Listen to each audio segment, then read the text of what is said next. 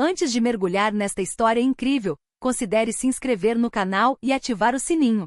Cada história aqui tem algo a dizer, e você não vai querer perder nenhuma. Era um domingo cinzento, como todos os outros dos últimos 3 anos.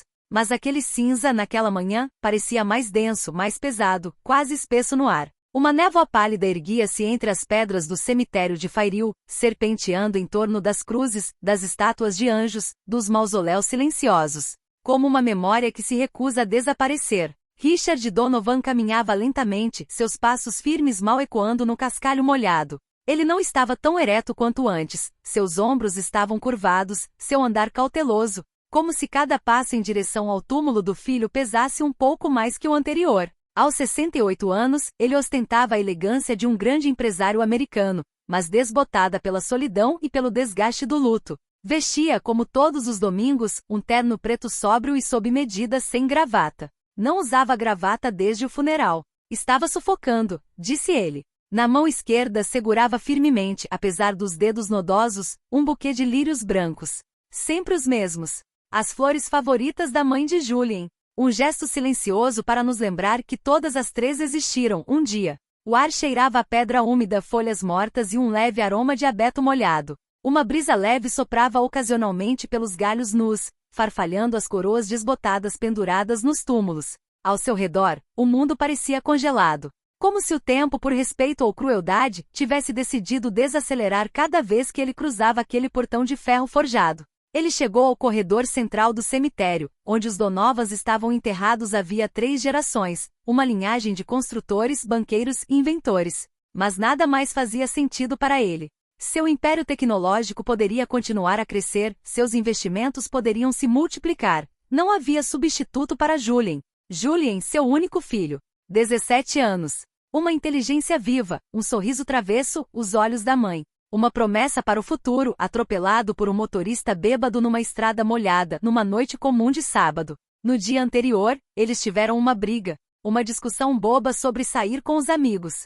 Richard ainda se culpava pelas palavras que dissera alto demais e por aquelas que não tivera tempo de dizer. Ele parou abruptamente. Alguém já estava lá. Cerca de 20 passos à sua frente, o menino estava sentado de pernas cruzadas com as costas curvadas como se estivesse rezando. Ele não se mexia. Estava falando. Estava sussurrando. Richard franziu a testa. Ninguém jamais vinha àquele túmulo, exceto ele. Havia uma espécie de respeito silencioso, ou talvez medo. Mas o garoto parecia familiarizado com o lugar. Íntimo até. Ele se aproximou lentamente com o coração pesado e perturbado. O rosto do menino era magro, profundo, marcado por um cansaço conhecido apenas por crianças de rua. Suas calças eram largas demais, seu paletó puído. Sua mochila tinha um zíper quebrado e um antigo remendo do Red Sox meio rasgado. Ele não pareceu notar a aproximação do homem. Até que Richard fala. Com licença, ele disse com uma voz rouca, quase tímida. Você conhece Julien? O garoto pulou girando nos calcanhares, pronto para fugir como um animal assustado. Seus olhos, grandes e escuros, fitaram os de Richard com pânico repentino. Sinto muito, senhor. Ele disse rapidamente. Eu não queria incomodar. Eu vou embora. Ele se levantou tão rápido que sua bolsa caiu no chão. Richard levantou a mão para acalmá-lo. Comparece. Havia uma suavidade em sua voz, algo desgastado, mas sincero.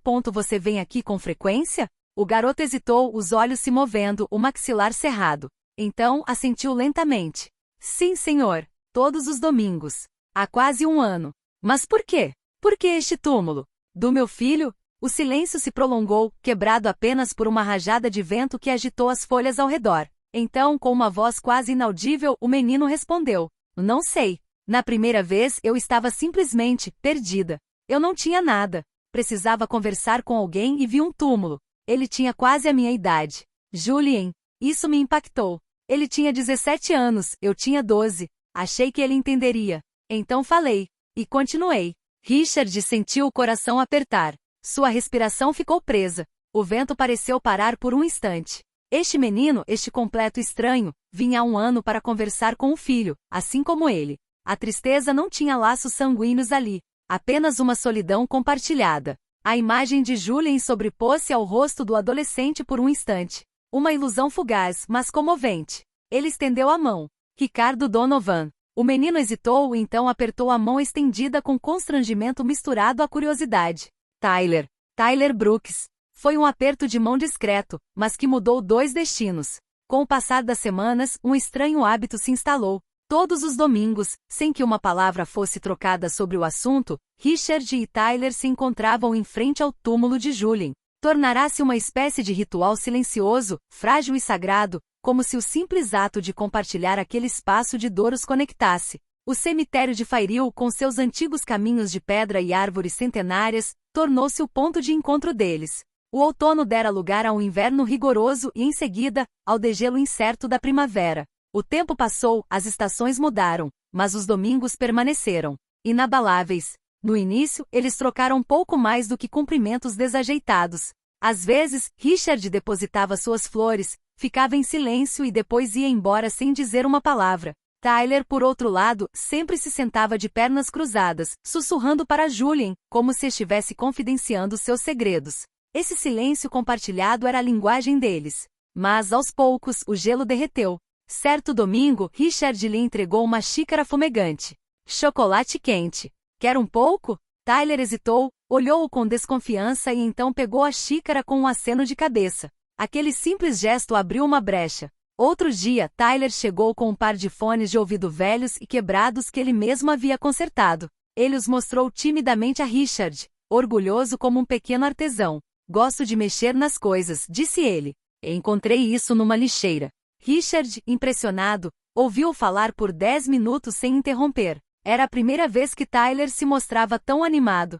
Foi nesses pequenos momentos que Richard começou a entender. Tyler estava morando em um lar adotivo em Rockbury, um bairro devastado pela pobreza, violência e abandono. Não havia nada estável em sua vida. Ele mudava de cama em cama, de conselheiro em conselheiro, sempre em trânsito, sempre esperando por algo melhor que nunca chegava. Sua mãe morrera de overdose quando ele tinha 9 anos.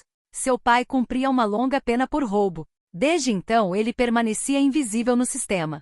Certo domingo, enquanto estavam sentados em um velho banco de pedra, cercados pelo distante coachar dos corvos, Richard lhe fez uma pergunta simples. E a escola? Tyler deu de ombros.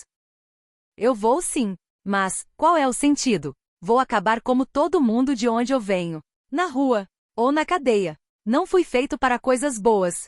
Ele olhava para o chão enquanto falava, como se pedisse desculpas por existir. Richard sentiu um nó na garganta. Já vira tantos homens poderosos, tantas mentes brilhantes em seu setor, mas nunca ouvirá tamanha lucidez crua na voz de um adolescente. Você acha que Julien diria isso? Ele perguntou. Tyler deu de ombros novamente.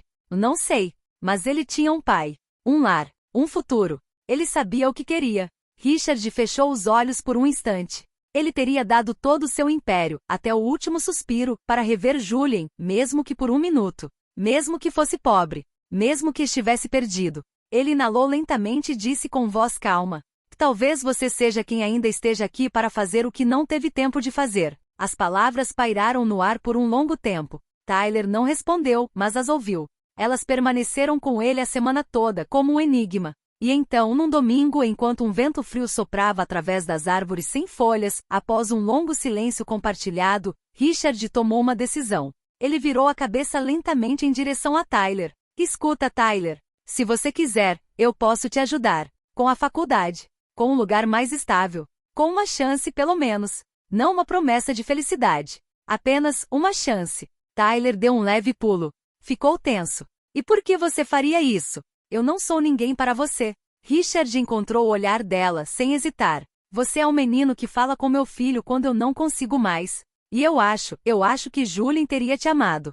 Então talvez eu também possa te amar. Do meu jeito. Ele não disse a última palavra em voz alta, mas ela estava lá, pendurada ali. Esse foi o começo. Richard deu início ao longo e complexo processo administrativo. Ele confrontou serviços sociais, juízes e psicólogos.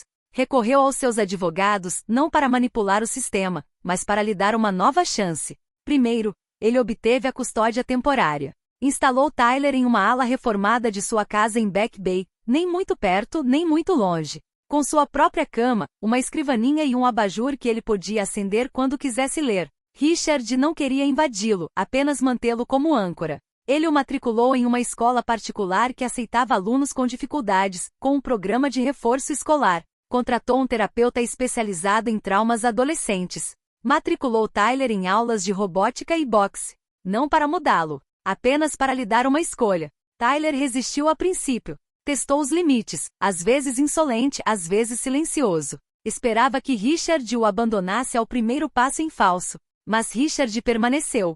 Certa noite, Tyler deixou uma tarefa de matemática corrigida por aí. Ele tinha tirado B+. Richard não disse nada imediatamente, mas discretamente guardou uma pequena medalha em sua caixa de ferramentas. Muito bem, continue. RD, Tyler encontrou e guardou. Com o passar dos meses, desenvolveu-se uma relação estranha, improvável e verdadeira. Richard não estava tentando substituir Julien. Ele ainda conversava com o túmulo, mas aprendeu a olhar para Tyler de forma diferente, a rir de suas piadas, a ouvir seus silêncios, a colocar uma mão reconfortante em seu ombro nos dias de dúvida. Quanto a Tyler, ele gradualmente parou de andar com os ombros curvados, levantou a cabeça, aprendeu a fazer panquecas nas manhãs de domingo, ousou fazer perguntas, começou a sonhar novamente, e um dia ele chamou Richard não de senhor, mas de Richard. Então, muito mais tarde, numa noite tempestuosa, em voz baixa, quase sem querer, ele disse: "Obrigado, quadro." E essa palavra valeu todo o silêncio do mundo. Os anos se passaram, como páginas delicadamente viradas de um livro precioso. Tyler cresceu, amadureceu e mudou. Seu olhar tornou-se mais seguro, sua voz mais comedida, seus passos mais firmes.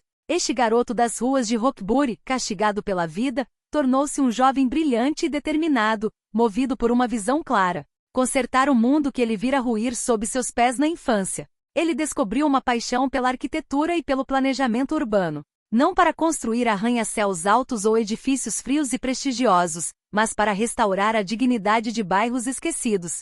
Ele queria reconstruir as ruas do seu passado, para fornecer lares seguros para crianças que, como ele, um dia adormeceram no medo e no vazio. Enquanto estudava no Boston Architectural College, ele trabalhou incansavelmente. Desenhava até altas horas da noite, acumulava estágios e participava de projetos comunitários. Às vezes voltava a Roxbury não como turista, mas como um irmão. Ele ouvia as pessoas. Percebia o que faltava, o que doía, o que poderia renascer. Em seu 22º aniversário, algo poderoso e inesperado aconteceu. Ele foi escolhido para proferir o discurso de formatura. O grande auditório do Boston Architectural College estava lotado. Familiares, amigos, professores e alunos. E na primeira fila, sentado ereto apesar do peso da idade, estava Richard Donovan, elegante em seu terno azul escuro, as mãos entrelaçadas no colo e os olhos marejados. Tyler subiu ao palco, vestindo um terno simples. Ele fez uma pausa antes de falar. Seu olhar percorreu a sala e então pousou brevemente em Richard. Ele respirou fundo. Tudo começou em um túmulo, ele disse, com a voz trêmula. Um murmúrio percorreu a sala. Eu tinha 14 anos. Não tinha nada. Nenhum lar, nenhuma esperança, nenhuma conexão. Eu estava conversando com um garoto que eu nunca tinha conhecido. Um garoto enterrado sob uma pedra cinza em um canto tranquilo de Boston. E esse garoto, Julien, me deu um pai. Ele fez uma pausa. Seus olhos estavam úmidos, mas ele não desviou o olhar. Estou aqui hoje porque um homem acreditou em mim. Porque ele não me perguntou quem eu era, mas quem eu queria me tornar. Porque ele não fugiu da minha dor, mas a reconheceu. Ele me ofereceu um teto, um ouvido atento, uma mão estendida. Ele não queria me salvar. Ele queria que eu me salvasse. E ele ficou, todos os dias, para me ajudar. Ele respirou fundo novamente, sua voz mais alta. Sou a prova viva de que o amor pode renascer das cinzas da dor. Que até a perda mais dolorosa pode se tornar um ponto de partida. Julien morreu sim. Mas através dele nasceu um vínculo que mudou a minha vida. Um silêncio vibrante preencheu a sala. Então, lentamente os aplausos começaram. Mas apenas um homem, parado ali com as mãos trêmulas, aplaudiu mais alto que todos os outros. Richard Donovan. Naquele dia, eles não disseram muita coisa ao partir, mas no abraço silencioso que trocaram, havia tudo que as palavras não conseguem expressar. Anos depois, Richard morreu em paz em sua casa com um livro no colo. Ele viveu, amou, sofreu e amou novamente. Até o fim. Ao seu lado, Tyler segurou sua mão. Ele não chorou imediatamente. Permaneceu ali por um longo tempo em silêncio, como fizera certa vez naquele banco do cemitério. Poucos meses depois, uma nova placa foi instalada no túmulo da família. Simples, elegante. Ela refletia a história de 3 vidas unidas além do sangue. Julian Donovan, de 1999 a 2016. Aquele que ouviu mesmo depois da vida. Richard Donovan, de 1956 a 2040. Aquele que soube amar novamente. E no fundo, gravado em letras discretas como um murmúrio de eterna gratidão. Tyler Brooks. O filho que ele escolheu. E neste cemitério onde tudo começou, o silêncio não era mais triste. Era cheio de memória, amor e gratidão.